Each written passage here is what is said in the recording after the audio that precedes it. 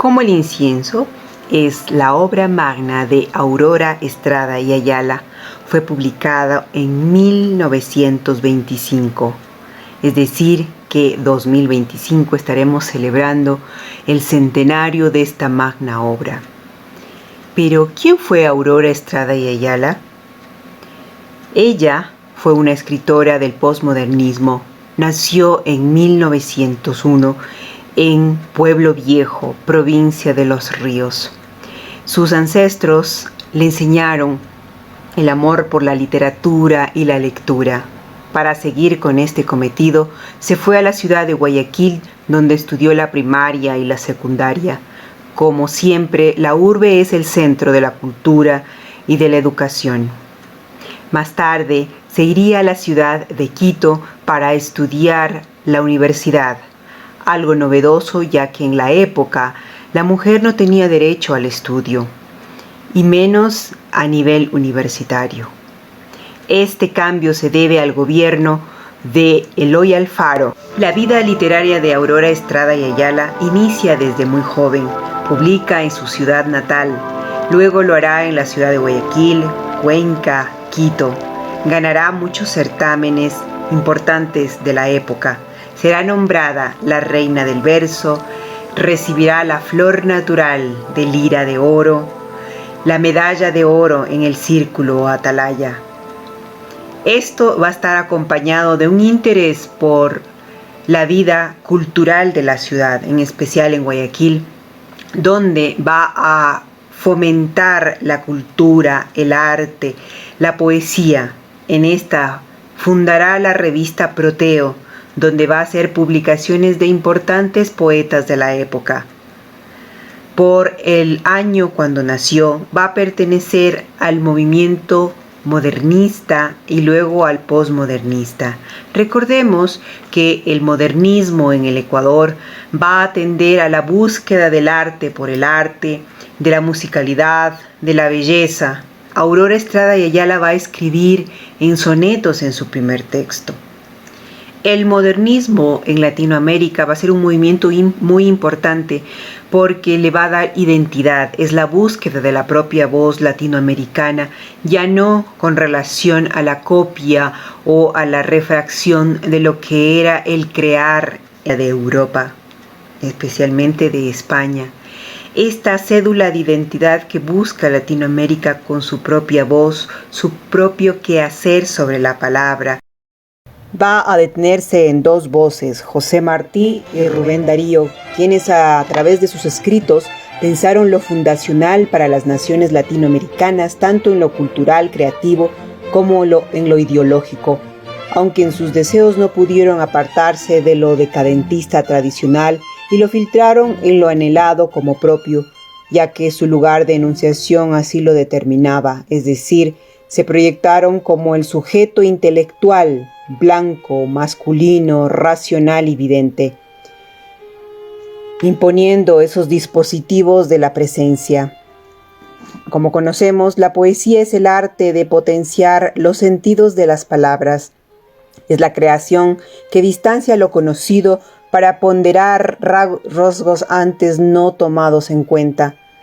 Pero como heredera de la lengua, es decir, del código, refracta esos aprendizajes latentes que segregan los cuerpos y los espacios en lo determinado como la sexualización, cimentado como mito erudito según Bourdieu, en la dominación de la mirada, que retóricamente se reactualizan en los tropos y las imágenes. En el Ecuador, el modernismo va a tener un nombre muy diferencial, la generación decapitada, denominada así por la tragedia de las vidas de los poetas que decidieron terminarla muy temprano.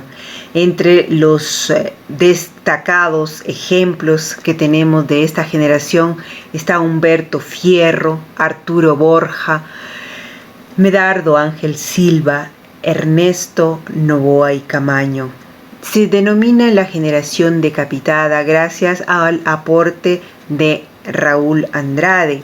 Luego de los denominados decapitados, va a venir un grupo selecto de creadores como Jorge Carrera Andrade, Alfredo Gangotena, Gonzalo Escudero, quienes toman el nombre de las tres cumbres del posmodernismo ecuatoriano.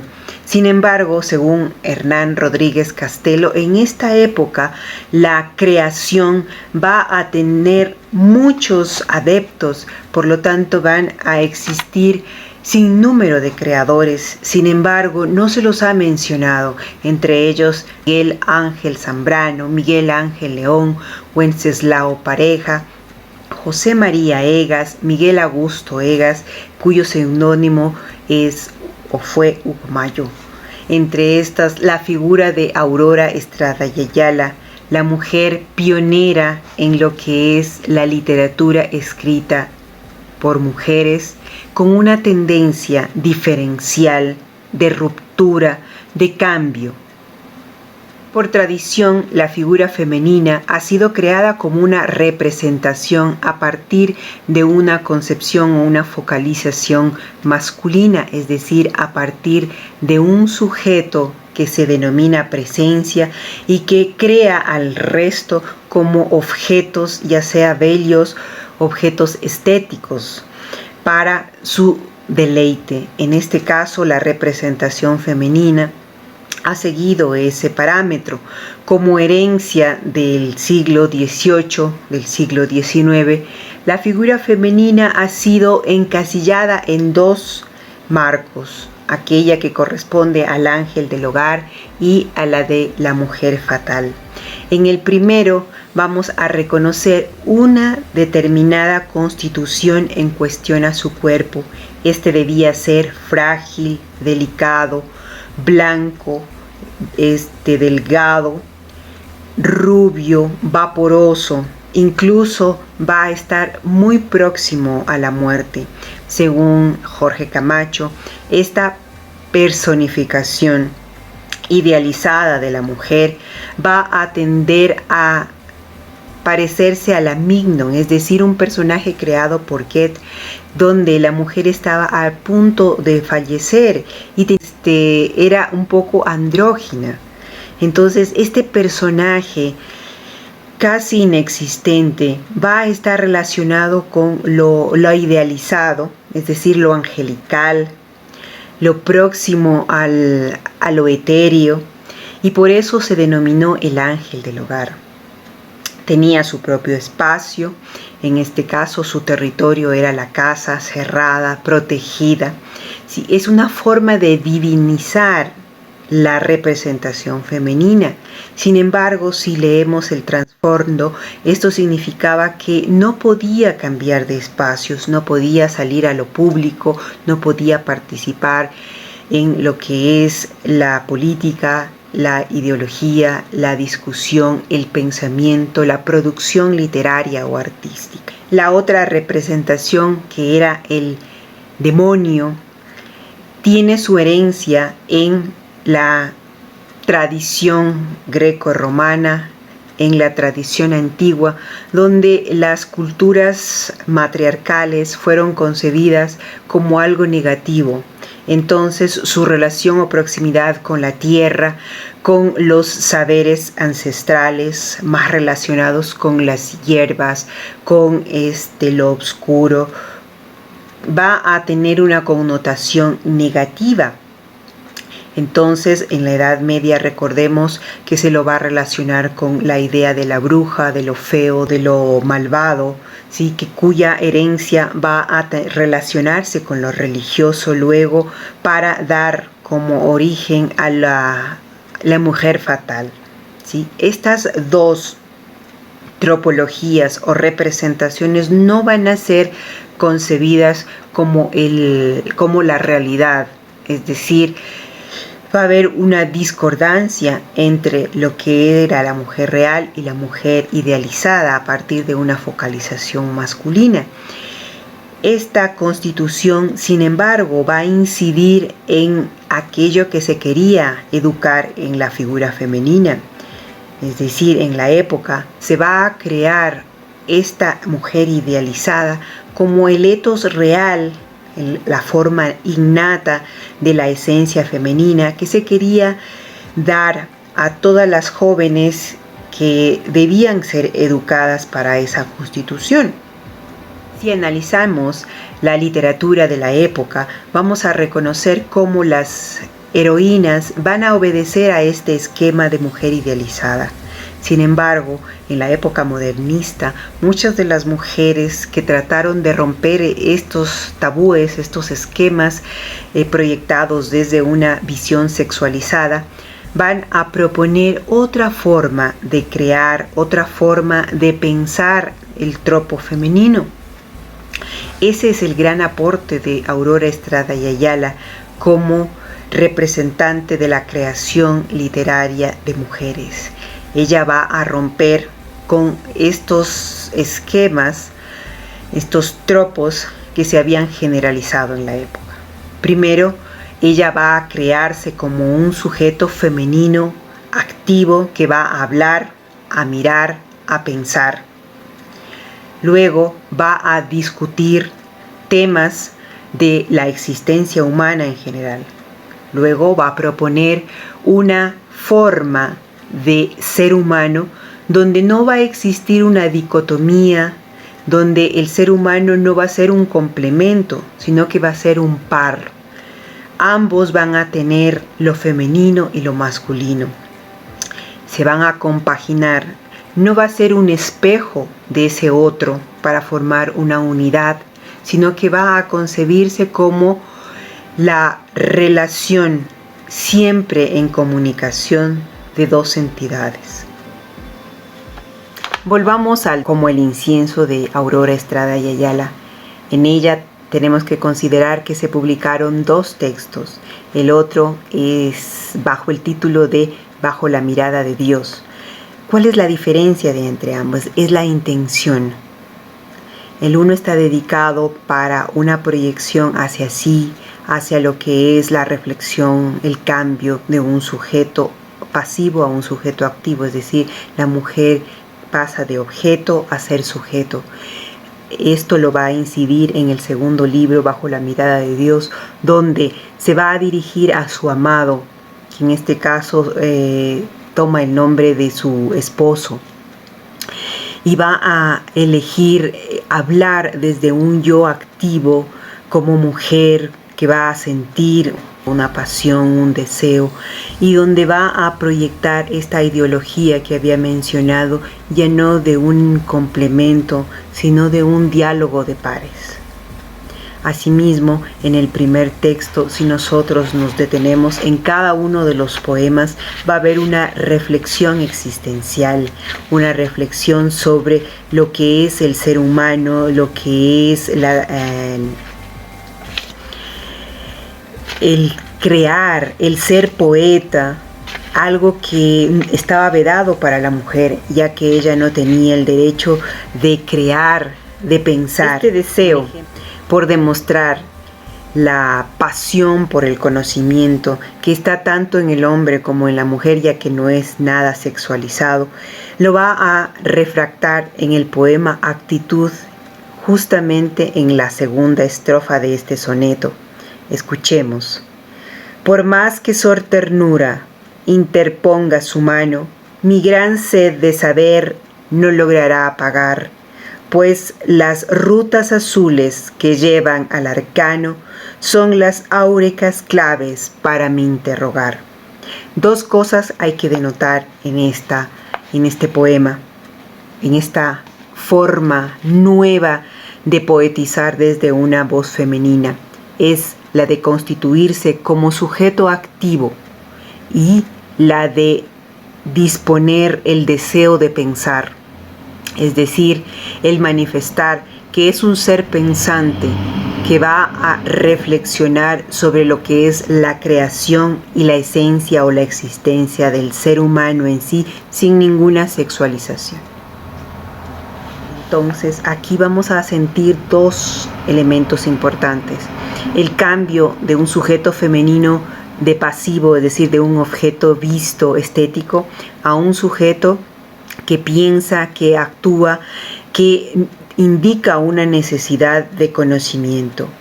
y luego este yo que se va a personificar va a manifestar este deseo, que ya no es un deseo postergado, un deseo que solamente se va a supeditar a un yo sujeto activo masculino. Bajo la mirada de Dios hay un aliento de pasión, es una configuración de su cuerpo deseante, su cuerpo activo, donde va a utilizar símbolos tanto antiguos como nuevos, pero les va a resignificar para constituir lo que es el cuerpo femenino, el cuerpo que no va a dejar la maternidad como una carga, sino que va a concebir como un deseo a comunicar con el otro cuerpo masculino. Esta comunicación no solamente va a ser de el hombre que va a poseer, sino que la mujer también va a brindarle ese otro lado femenino al hombre, que también va a demostrar esta doble entidad que se esconde en sí mismo. Recordemos que esta discusión filosófica ha estado desde Platón, desde los griegos, donde la concepción de los dos para formar uno tienden al complemento más que a la comunicación de pares. En esta discusión, la diferencia que proyecta Aurora Estrada y Ayala es la de manifestar que no hay un complemento, sino un diálogo entre pares. Incluso a nivel creativo, en este segundo libro de Bajo la mirada de Dios, se deja un poco el soneto para recurrir al verso libre, a la expresión, a la musicalidad. Es lo que luego le va a llevar a saltarse del posmodernismo a la vanguardia. Va a ser la única que va a hacer esa transición y va a proyectar luego otra clase de poesía que va a venir en su segunda etapa. Otra forma de transgresión la va a realizar a través del lenguaje, es decir, en el código de manera gráfica. Esta se va a proyectar en un cambio que va a ser de la Y a la I latina. Estos casos lo encontramos en la conjunción, por ejemplo, en el verbo haber, en el deíctico hoy. Ciertas palabras que van a cambiarse para que a nivel visual haya un golpe y una tensión. Esto no va a afectar lo que es el sentido ni la sintaxis. Sin embargo, va a ser su manera o su actitud sobre el lenguaje, discutir sobre lo que es el código y la imposición de un sistema patriarcal. Incluso ella va a ser la pionera en una forma de intervención, es decir, va a tomar o reescribir un poema, El intruso de Elmira Agustini, y le va a escribir a su modo, con este tipo de transgresión. Esta reescritura es lo que luego va a mencionar Borges como una relectura. Entonces ella es una pionera a nivel ecuatoriano de este tipo de acción sobre otro texto. En fin, Aurora Estrada y Ayala, poetisa ecuatoriana nacida en 1901, debe ser reconocida como una gran poetisa del posmodernismo ecuatoriano y que dejó sus huellas en la literatura posterior, ya que con ella inicia lo que sería la poesía de mujeres, escrita por mujeres desde otra perspectiva. Es necesario conocer la historia de la literatura ecuatoriana, en especial los aportes que en ese tiempo hubo en nuestra historia. Así que el releer, especialmente como El incienso, con sus dos textos incluidos, es necesario para reconocer dónde está la simiente del erotismo, dónde está la nueva voz de la mujer que rompe con los esquemas tradicionales. Así que les invito a leer la poesía de Aurora Estrada y Ayala, en especial su poemario como El incienso, que en el 2025 va a cumplir ya el centenario. Así que Releamos nuestra historia, volvamos a la literatura que ha sido olvidada y que necesita nuevos lectores jóvenes con otra perspectiva. Toda su obra se encuentra disponible en la web, así que no hay ninguna disculpa para decir que no se puede leer a Aurora Estrada y Ayala.